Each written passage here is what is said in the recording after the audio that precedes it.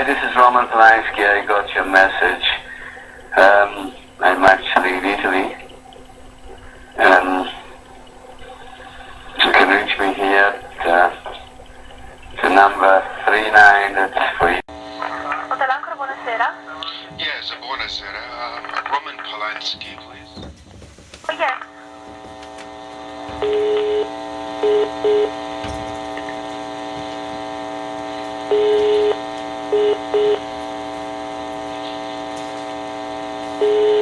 Grazie. Hello? Yes, Roman Polanski, please. Yes, speaking. Yeah, hi. Hi, story about the origination, about the evolution of Chinatown is that Jack Nicholson, gave you a call in Rome in '73 and said that Bob Town had written, this really great script, and you said no. But then Robert Evans called, and you said yes. What is it that Evans said to change your mind? Well, it wasn't like that, exactly. I mean, it was not just 2 calls. I don't remember how many times. We spoke, I spoke.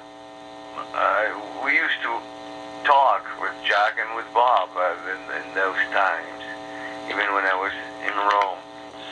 Okay. Now, the thing that I remember is that I just didn't want to go to Los Angeles. I had two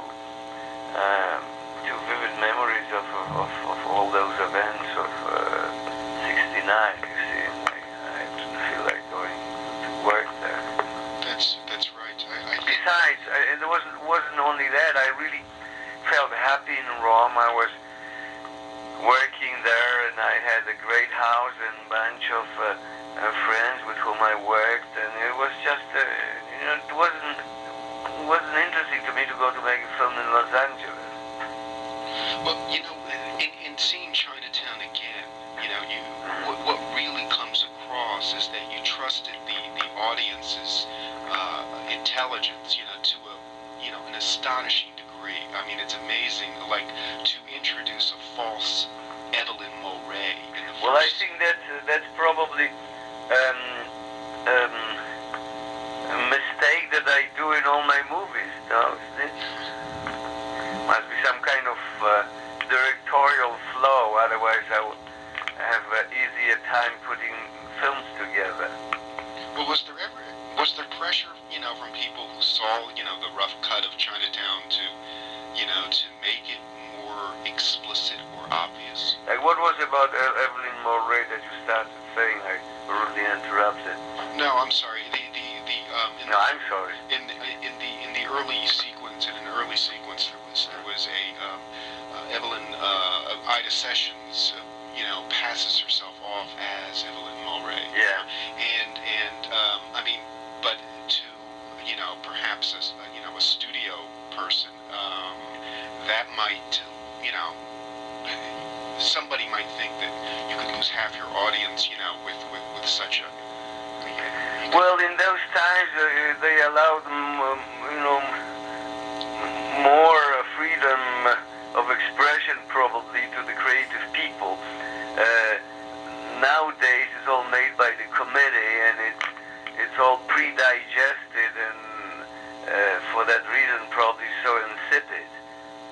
I was lucky enough to work in the times when they trusted more a creative person than the market research. Now with their market researchers, they do sometimes such tremendous mistakes, and films in general, if there is no strong personality enough to sustain all this committee influence, are extremely uninteresting. So, if Chinatown probably couldn't, be made today under the current... I don't think it could, actually. Now... It would really have to be someone who's got enough muscle to pull through all those things. Studios now, they have such an enormous amount of various executives who need to justify their existence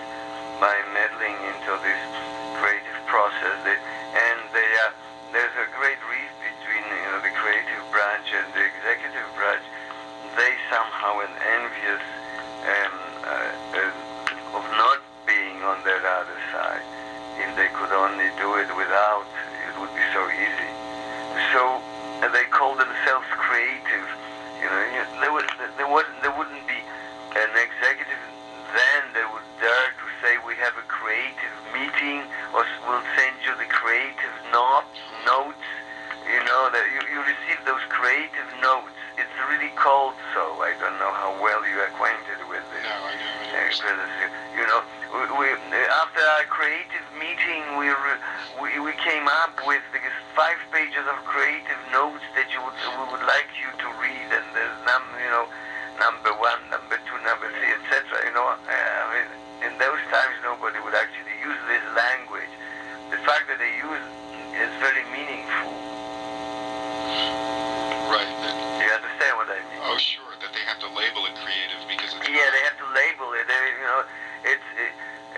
It doesn't need a psychoanalyst to figure out why. Well, with this particular,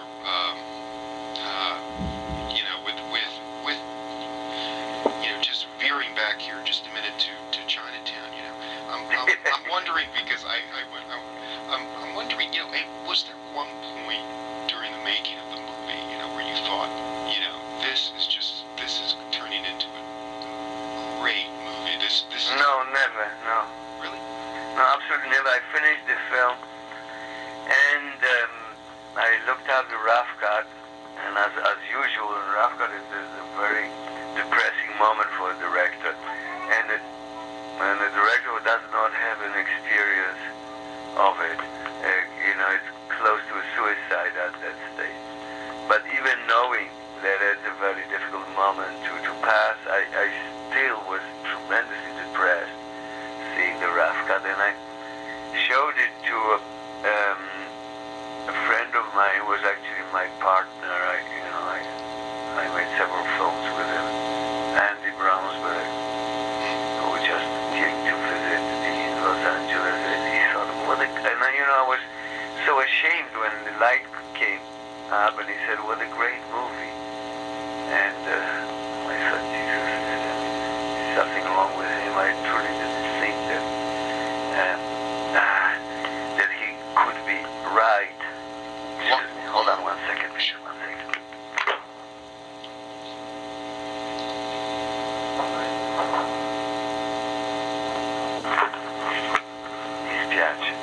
I'm sorry. No problem. Go ahead. What do we mean? But why didn't you like it? Your friend liked it, but you didn't. Well, with a film that has let me start again. Going back to this, the fact that when you look up the rough cut, you're depressed. It's because it does not have any more the magic of the rushes of the dailies, and it's not a movie yet. When you cut out everything, when you see an entire scene filmed, a short film, it looks like a scene. When you take a piece of it, it's no more the scene, and it does not yet connect well with the next one. So all you see is only the roughness of it. You understand? Sure. It does not have yet the fluidity of a movie. It does not work as a movie yet, and does not work as the daily material anymore. So it's true with any picture, but a picture that has a very important plot, where you have to really follow the story, it's even more difficult to digest in the form of a rough cut, because you don't follow the story. You're looking up only at the matching shots, what the problems that you are trying to smooth out, and you forget completely the story. You're unable really to have the thrill that you're supposed to have when someone tells you this story. Read it, or when you see it on the screen, probably seeing the film got the gist of it, which I did not get. You understand? Okay. Yeah. I wonder whether it's clear what I'm rambling here. You understand? Yeah, I think I'm saying that in general, any film, it's rough in the moment of the rough cut, but a film where you rely on the plot, where there is some kind of thrill, a thriller in other words, right. it's particularly difficult to, to swallow, because you don't see the story, the plot. The plot doesn't exist when you see it. As a director, I mean, not as a person who is invited. You are not able to follow the plot anymore. Am I clear? Yes. I think that particularly with a movie like Chinatown, if I can imagine that the editing could really mess up the plot line, because it's very complex. Now, so it doesn't mean that it messes it up, yeah. but you as a director are unable to follow the plot anymore. You're just watching the images and seeing and trying to see whether the problems that you were trying to resolve or solve have been solved or not, and you're not following the plot anymore. You don't see. You have an impression that the plot doesn't work at all at that stage. Then when you start mixing it, it comes back again. When you find in the film it's mixed, you know that it works or not. What do you think today? I mean, what do you think of the same thing? Each film is the same situation, and any director will tell you that. Unless at least the directors that I talk with about those problems. Do you sometimes watch Chinatown for personal pleasure? Actually, for purely by accident, I watched it like a couple of weeks ago, because my wife opened the television. It was playing on television in French. It was in French. It was pan and scan, and it was a bad print. And I said, Jesus, what is this? I didn't even recognize the movie. So I said, Christ, I must really look it up, whether it's it's like this in its original form. So I have a video, the laser disc of it, and I put it on, and I just wanted to watch for half an hour, but she got excited, and we just watched it until the end. So I'm quite familiar with with the subject of our conversation. Well, what do you think of it today?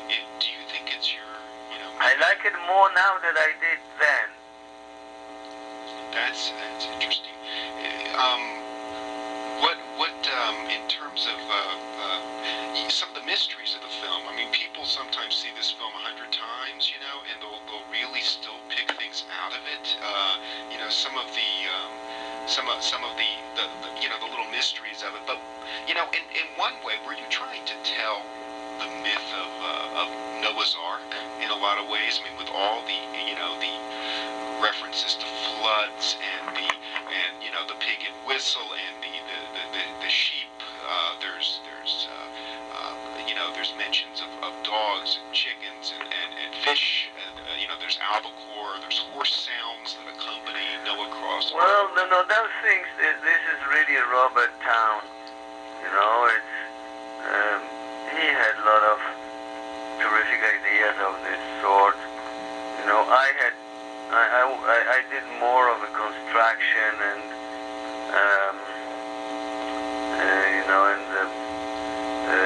shaping up the plot, as they say in Hollywood lingo. Now streamline is lining it. You see, and also as far as the dialogue is concerned, I work on the dialogue in the way that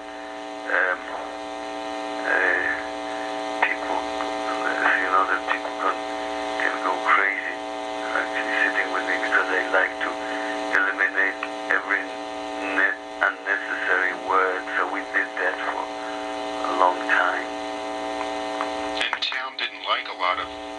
I mean, I hear that you borrowed him from the set or something, or No, I something. never bought him from the set. No. Okay. Just didn't come because we're not on speaking terms anymore by the time I started the picture. So he just didn't come. I never bought him from the set. Absolutely no. Okay. What about some? What are the what parts of the actual script are are solely yours? I mean, I know Robert Towne Can wrote I it. remember this now? Yeah, I know which actually. Yes, of course. Because when we started shooting the picture, there was no ending. We're arguing about the end, and we could not agree. We're arguing about the love scene, and we could not agree. So those two things were missing when I started. I had to start because Robert Towne wanted to start at certain date. Everything was ready. The availability of people, I can't remember, the Jack as well, or whoever. It just, sometimes it happens, you must start. And it was one of those situations. So we started, and, as you know, that's public knowledge now that Robert didn't want the girl to die at the end. Right. He wanted the bad guy to die. I was adamant about it. I thought that the film would have no weight, and it was just one of those forgettable things.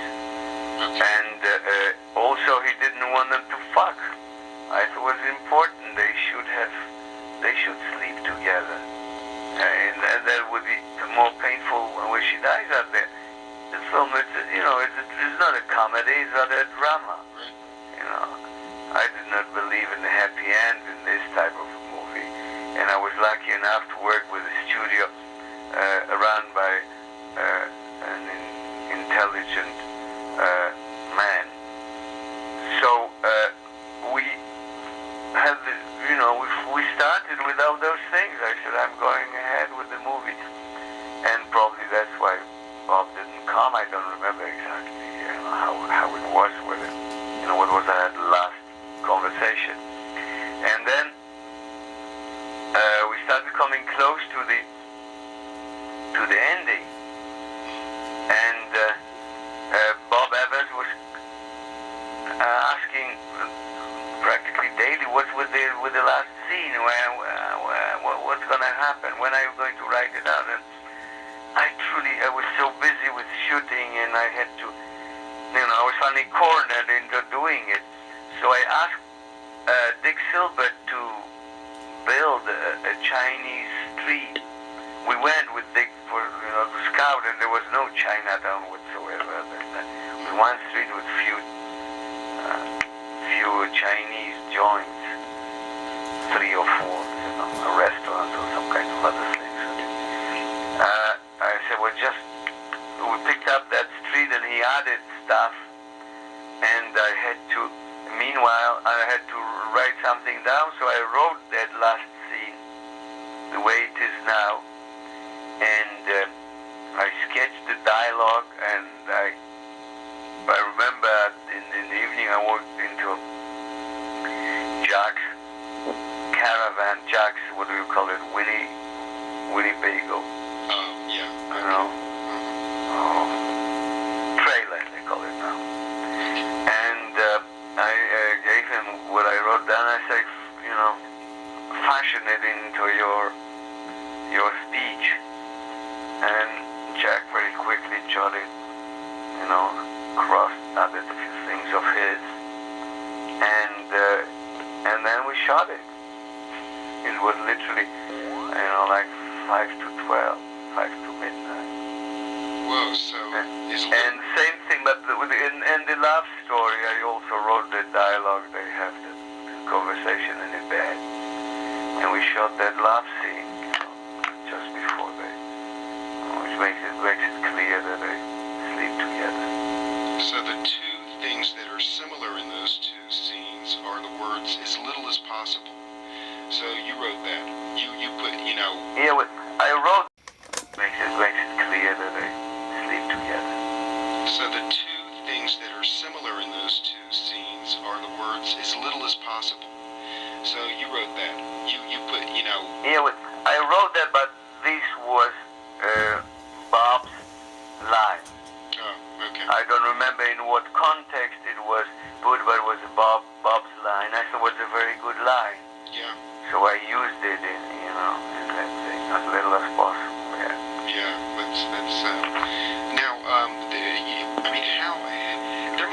some resistance to that ending, though, because, I mean... No, there was no resistance whatsoever.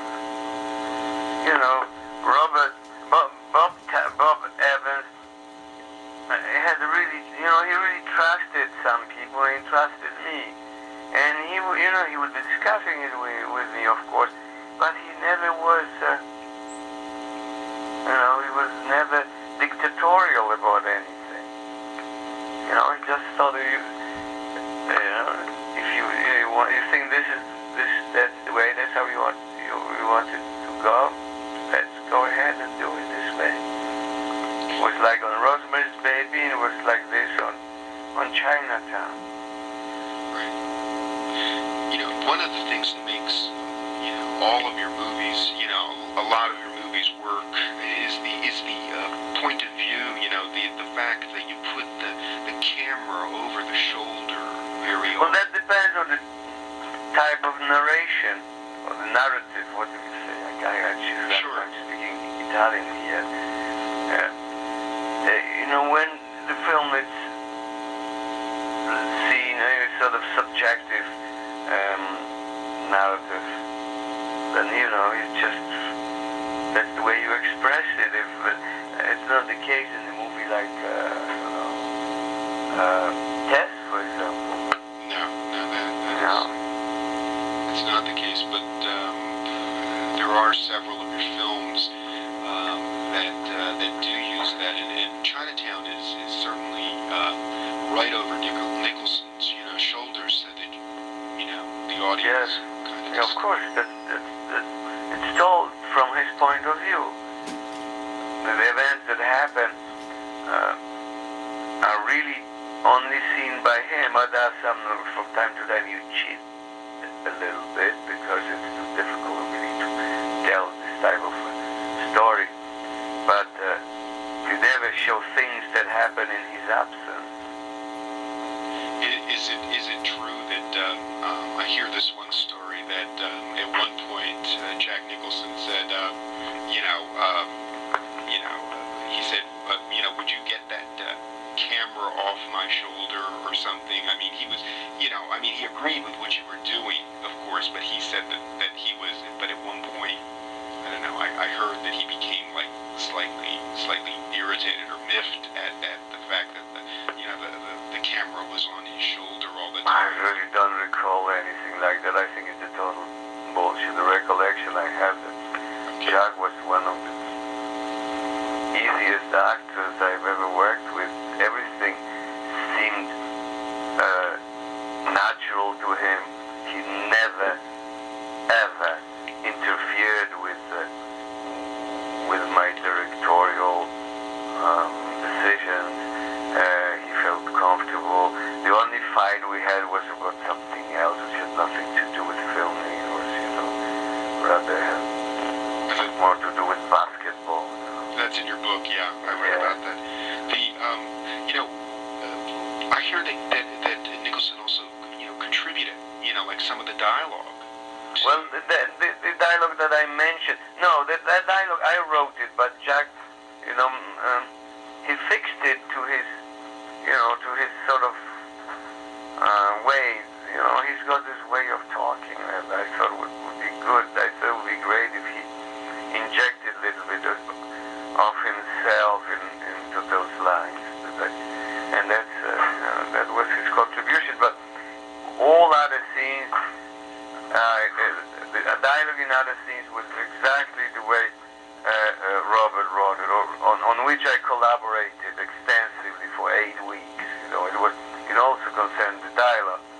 But once he got the script, he would come up knowing his dialogue. He could stay up until 6 in the morning, and he would be there at 8 or 9 knowing his lines like nobody else. There was never any kind of problem with it.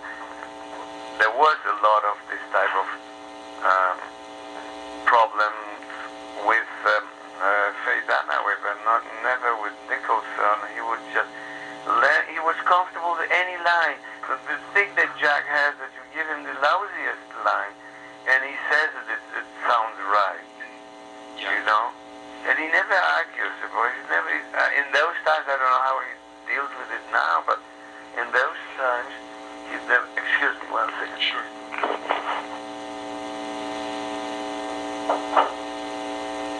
I remember that then he never wanted to change anything, cross anything, add anything.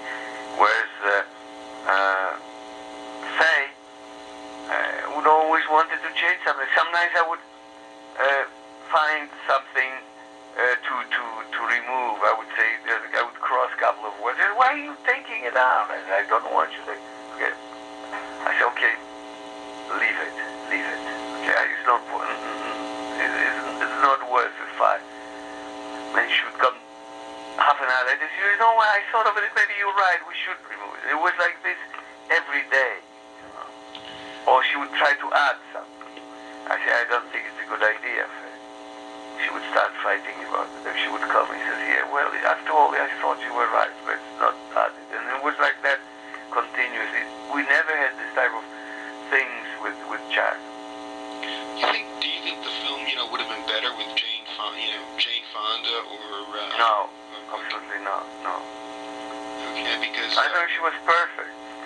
I really thought, nobody wanted her. I mean, Bob Evans didn't want her because he told me she was trouble. I knew Faye. She had a fling with a friend of mine I told you that saw the film at the end, and stayed in my house in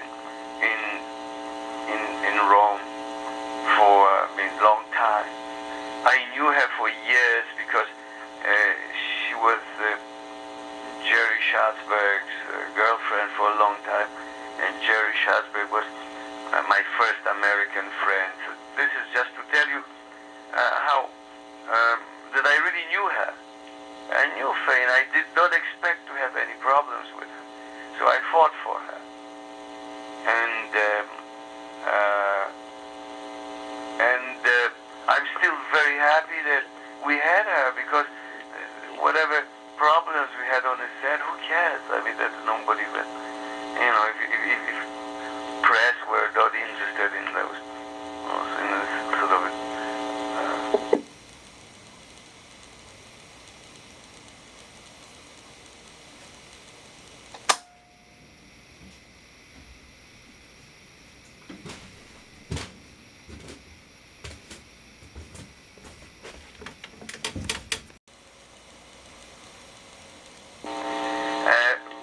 but what she brought to the picture was, really worth it. I think she's terrific. When I watched it now recently, I thought it's really exactly the way I saw the part. She was the right age to write. She had the right looks. Her acting was just perfect for this type of character. I don't think anybody else would do it better. Would have done it better. Same with Johnny Houston. I wanted those two people to play those two roles, and I had that, and it was without much difficulty. The only one where we had some kind of conversations or arguments even was Faye. I mean, with the studio. Well, even some of those minor players, they may be on the screen for a brief time, but they're like real vivid, like Ida Sessions and Loach. I mean, these people, they really, come to life, and there's enormous detail. With Ida Sessions, you've got you have this thing that you go through. Nicholson goes through her wallet, and there's a SAG card, which is a witty little thing there, and there are various other things that establish her character very briefly. How her character and some of the other minor characters, were they more fully drawn or more prominent in like an earlier draft? No, that was really done rather on, in production. Not even in the script so much. Dialogues in the script, and the idea of what type of person it is, but no more than that. Okay. Some some of those little players were people from the crew. You know, these in the barber shop was the line producer, and the other guy was, I can't remember what was. Doc Erickson, the guy in the bar. Yeah, Doc Erickson was the line producer, and the other guy, can't remember, the one who was actually shaving Jack. He was he worked in the studio. He was a nice guy, I remember. Very nice guy. I don't remember what was his function. I liked him. All I remember, I liked him very much. I wish I knew his name. Remember his name? It's really shame that I don't. Then the guy in the old folks home. Oh yeah, Jack Vernon. Yeah, Jack Vernon. What happened to him? He had he was running a boutique. You know? Yeah, in your book you said on Sunset Strip. Jack Vernon. Yeah, that was and Claude Mulvihill, you know, I mean. Yeah, well, Mulvihill, he was an actor. But Emmanuel.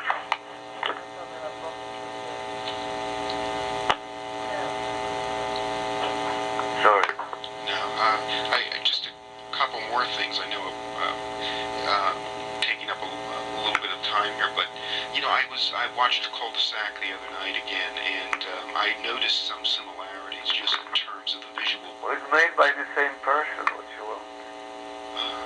Okay, because it seems like Chinatown was the movie you were trying to get out of your system since at least Cul-de-sac, maybe even. I saw Two Men in a Wardrobe even, and there were some points, one of your early shorts, that seemed to point visually, to Chinatown, Well, when I make movies like now, I just finished a movie. Now and then, I think I'm tremendously original and inventing something really new, and then I realize I've done it already 2 or 3 times. Like I told you, I watched Chinatown a couple of weeks ago, and I was suddenly shocked because now and then I saw this thing, a type of, I don't know, camera movement or some little idea, and I thought, Christ, I've done it already. Well, is there anything that you regret about Chinatown? I mean, having seen it recently, is there anything that you would change as you were watching it? Oh, plenty of things, yes, but plenty of things, the little details here and there that, Really? could be, yeah. What? I would have to watch it again. Oh, okay. Yes. But I do, when I watch a movie, I always see, something that I would. You're right, don't you? When you read some of your old pieces, there are always little bits, and even if you like it, you could still, you change with time. So you think it should be a little shorter or longer. Oh yeah, for example, I can give you an example. That lousy reflection in the lens of his Leica. When he's filming Hollis and Catherine? No, he's photographing Hollis and Catherine from the roof. Oh yeah, the Almaconda, yeah. Yeah, and I remember the way I was putting it on, I wanted to put it upside down, and I don't remember from the special effect only, they will never understand it. Why is it upside down? Shit, yes, it doesn't matter. If you see something reflected in a lens, it's always upside down. You see, it should be upside down, it should be slightly, concave. That could be done better, Well, but little bits like that, but who cares? Movies. how about parts of the movie that while you were watching it, you said, this is really good. Even, this really is something. What parts of the movie, impressed you? Well, for example, when he comes up to the door and knocks on the door, and he's sort of flat on the door, it's a very sort of ocean, and nothing happens, and we hold like this for a long time. I thought it was good. Right. You know, remember? Yeah, with Khan. Yeah. Yeah, that's right. Yeah. Okay. Well, Or what else like that? And I just think.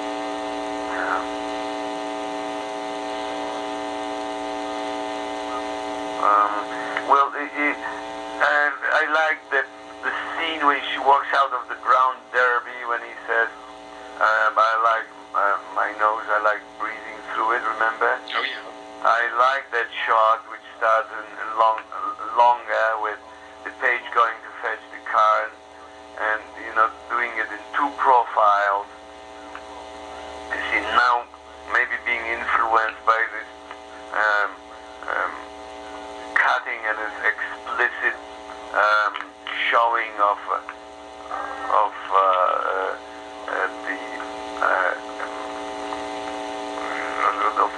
characters. Maybe I would cut to two close-ups. I don't know what I would actually. Maybe I wouldn't. But it seemed to me that it was, I like that one. My son, they brought my son. Oh. Interrupt. You want to talk to him? He's 8 months. Oh, okay. So you know what I mean?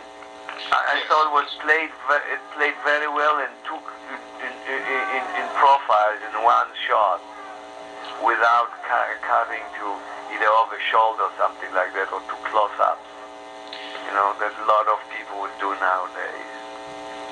And you do a lot of wide shots, and certainly there was something with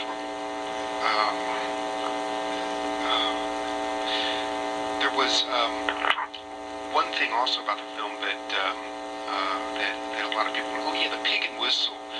What was, a lot of people still wonder, what was that argument about outside the pig and whistle? Was it about the water or was it about Evelyn?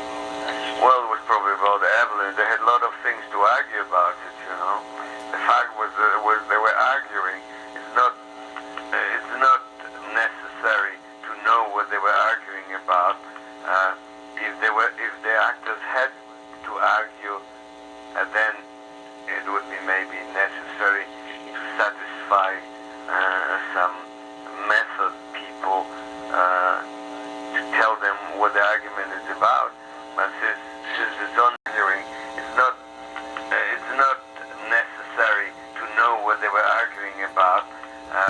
If the actors had to argue, then it would be maybe necessary to satisfy some method people to tell them what the argument is about. But since it's only someone relating that they were arguing, we don't have to know what they were arguing about. But let people, yes, you don't have to. You see, I had gigantic, and it could not be actually shot the way it was written, but there were terrific things in it. And the second draft, I remember Robert took a long time, and then it was even longer, if I remember. So there were many more characters, and it was quite convoluted. Things to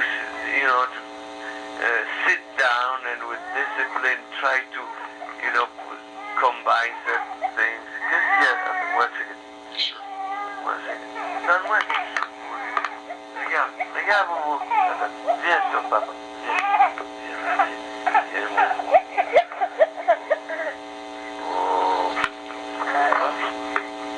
Sorry. Go ahead. So, I truly, how can I remember exactly? I remember there were, in one of the drafts at the end, there was a huge fish, one of those. Yeah, an albacore. Yeah, and Noah hidden the albacores. Yeah, that's right. Yeah. I thought it was silly. I remember that when we first met with Bob, I think I had the script. I must have had the script in Rome when I came to Los Angeles. We met at the, I think it was just Nathan Hall or something like that, with Dick Silbert and Bob Evans and Bob Town, and we read our notes, and they were really very critical to such a degree that Bob Town was quite depressed and crushed by our criticism. But then, you know, I think you know, definitely, you know, the film is so interesting and so exciting because of its script and the fact that he got an Oscar for it. It's just that they could not give it to him in that situation, you know.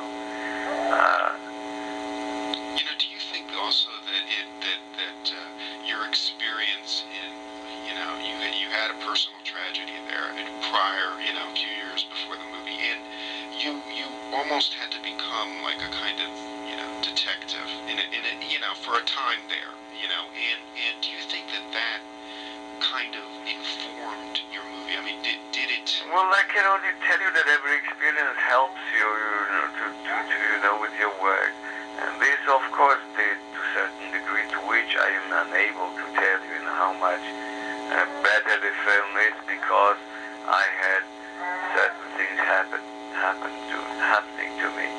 I mean, whatever you do, you know, you learn, and each next movie has that one layer more, you know, to make it richer. I don't know how to answer this question. No, that's a good answer.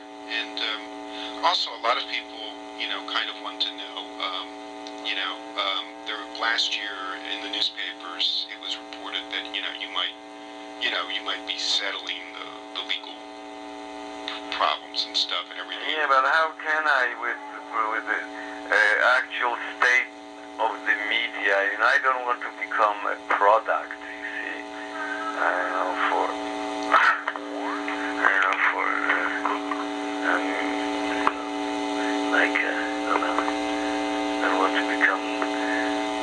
I don't want to give examples, but you know what I mean. Sure. Can you imagine what it would entail, like showing up suddenly in Los Angeles?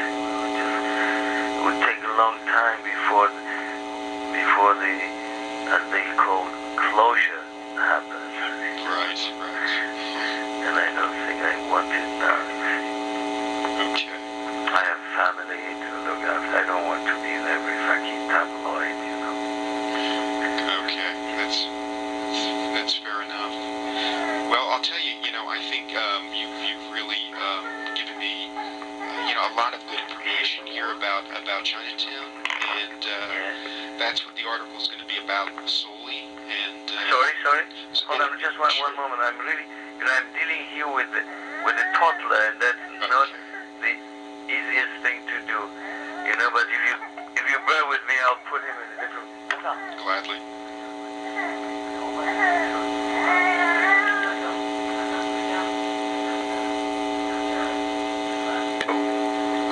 Did you talk to Faye? Well, okay. I'm lining up others as well. I spoke briefly to Robert Evans, and but then he didn't get back to me. I talked to Richard Silbert. We had like an hour, on basically the design and the locations. And I'm trying to get in touch with Robert Town, and I put in a request for Jack Nicholson. So I'm trying to get everybody. We must talk to Robert because you know it's you know he's very